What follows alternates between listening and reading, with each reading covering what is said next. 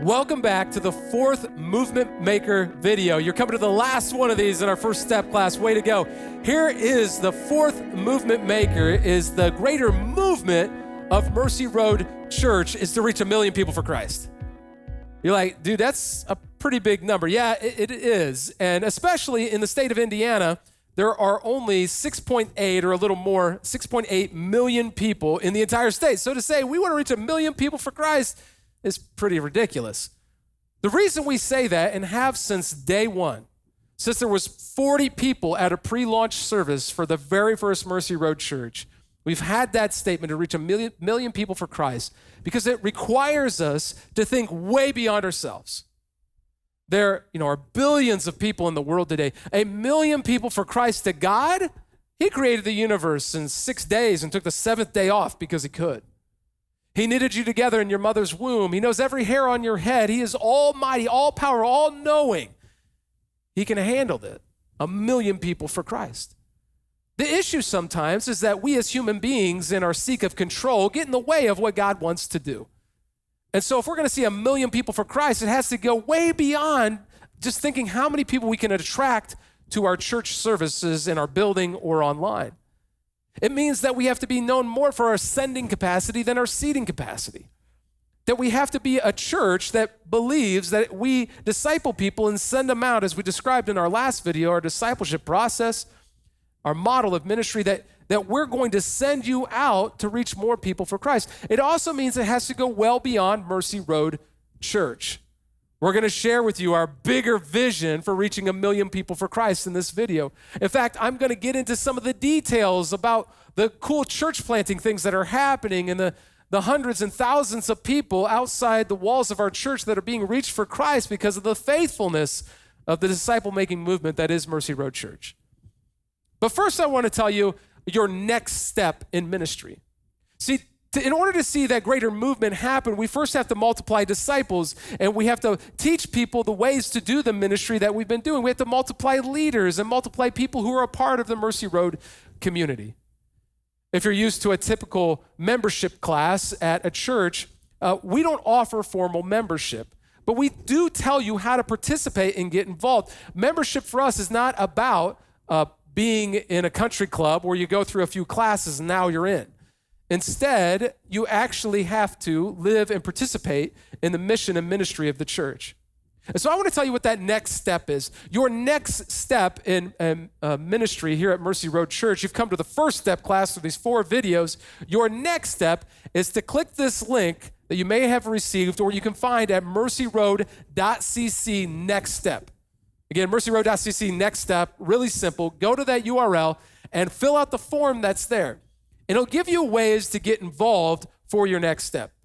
It might be as simple as joining one of our weekend teams, or one of the 2 ways we want you to take a next step, as I described in the last video.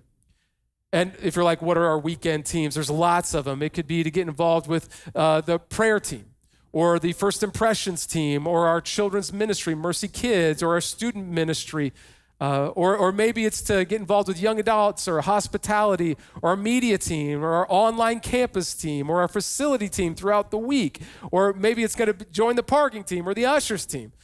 All those are simple things that happen on the weekends. You can get involved, you'll meet friends, and I'm telling you, it will make a big difference in your life.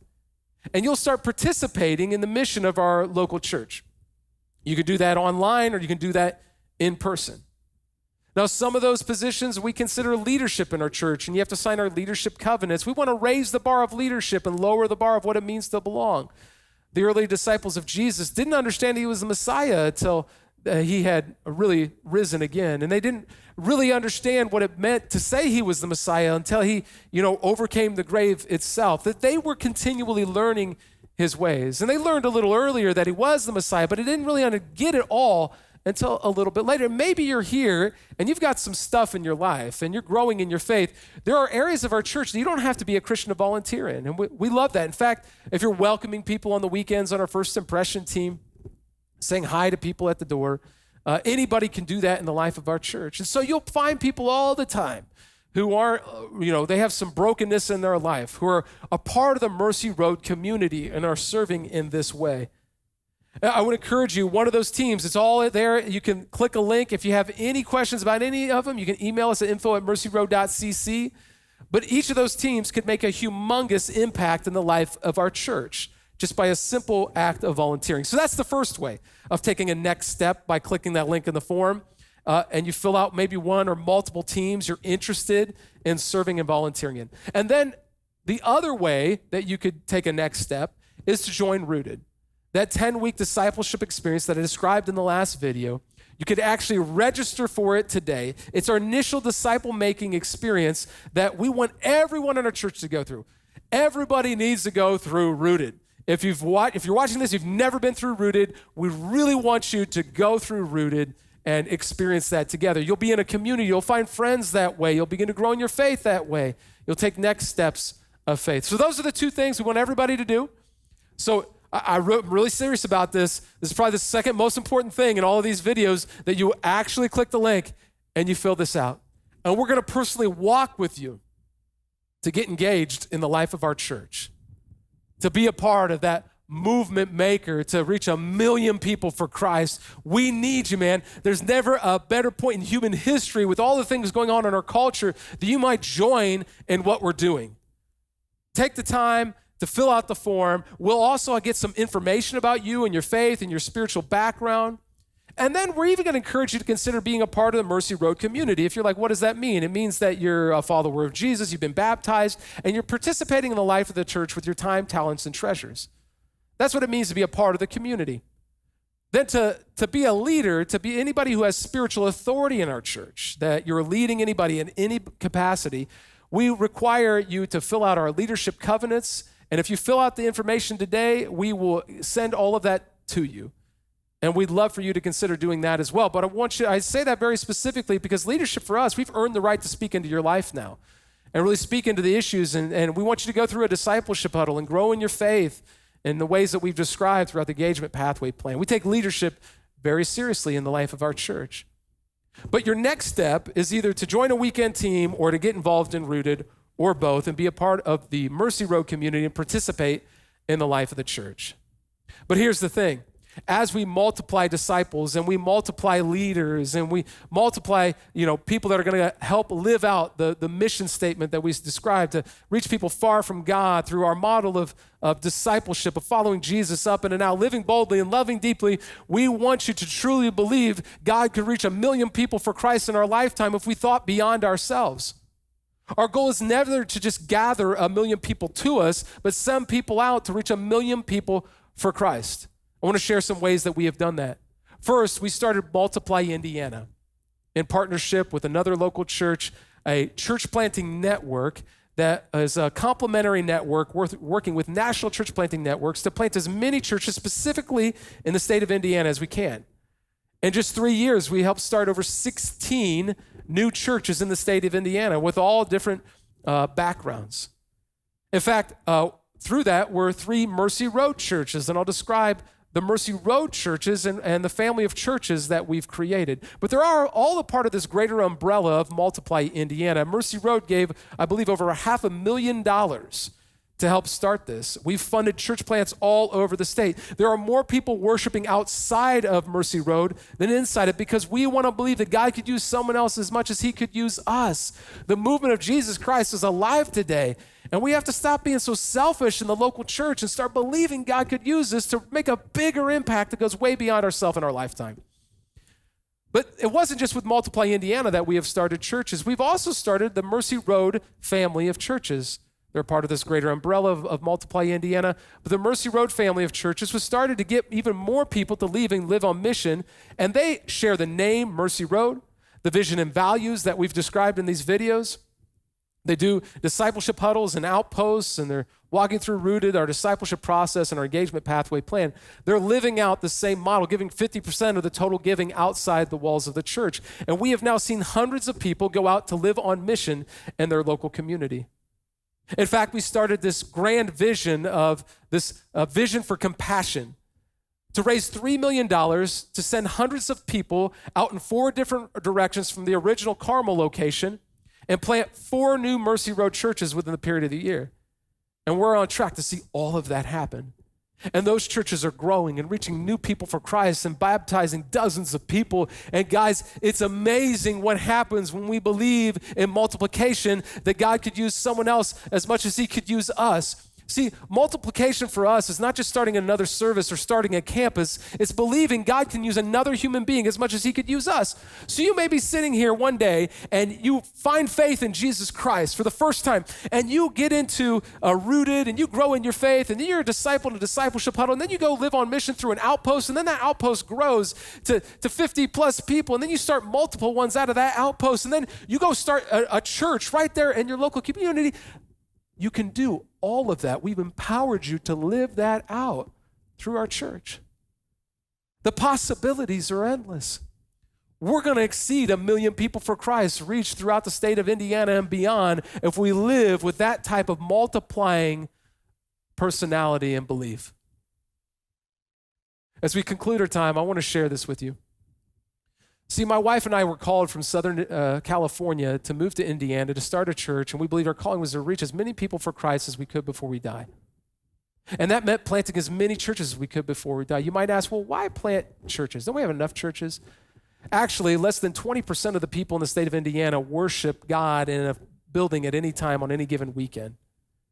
We don't need to start just a few new churches. We need to start a lot of new churches. In fact, for 2,000 years, and scholars don't really debate this, for 2,000 years, the fastest form of evangelism is new churches. You can read Ed Stetzer's Viral Churches book. Tim Keller has some information on this. There's lots of theologians that talk about this. For 2,000 years, the fastest form of evangelism is new churches, because it requires you to go out, find people who don't have a church home, who aren't Christian, and say, hey, you want to start a church with me? And it's incredible what the Spirit of God does in fresh ways when we do that.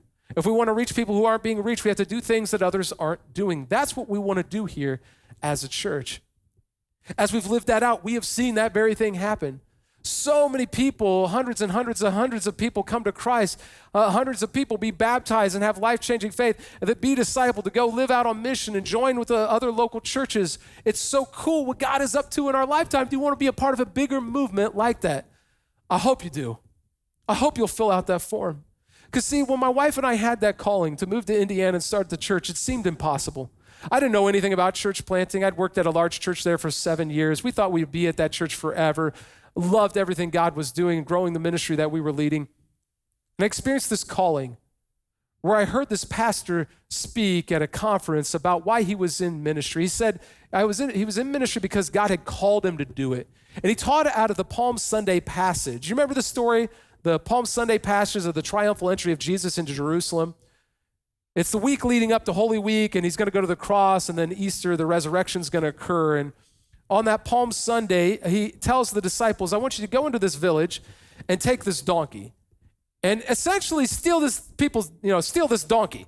And if anybody asks you, why are you stealing that donkey? Just tell them the Lord told you to. And he's talking about, imagine you're one of those disciples, this teenager going into town, and you're like stealing somebody's donkey, and they ask you why, and you just tell them, well, the Lord told me to. He's like, that would separate whether you really were going to follow in obedience no matter what. He didn't tell them it was going to fulfill Old Testament prophecy or any of the humility of the kingship that he was going to live at. None of those things. He just told him, go and get a donkey, even though all that was true. See, I believe part of the things that we must understand as Christians is that God is calling us to do things in our life, and we just need to listen and respond. And as I got on my knees after hearing that message, I knew I had gotten into ministry, not because I ever thought that would be a career for me, but because I fell in love with Jesus as a 19-year-old fraternity guy. And it radically changed my life. I went from throwing the fraternity parties to leading a Bible study in the fraternity house, and I knew I would never be the same again. And I went to seminary in Southern California because I had questions about the Bible and church history and other things. And I worked at this large church, and the ministry was growing. I thought, we'll just be here forever. And I had this experience, okay, God, but if you'll call us to do anything in the world, I'll go and do it. We had been trying to buy a house in Southern California. The economy was bad at the time. We'd been the highest offer many times. We had made over 40 offers on homes. And for a year and a half, none of it worked out. And we just kept trying harder. We're getting frustrated at God because of it.